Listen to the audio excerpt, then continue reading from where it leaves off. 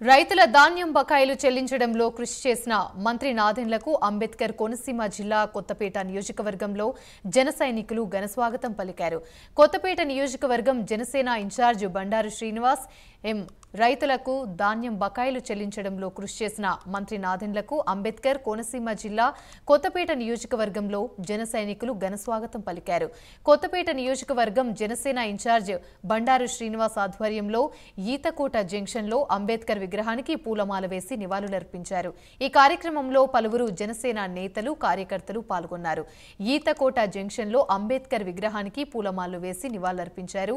ఈ కార్యక్రమంలో పలువురు జనసేన నేతలు కార్యకర్తలు పాల్గొన్నారు.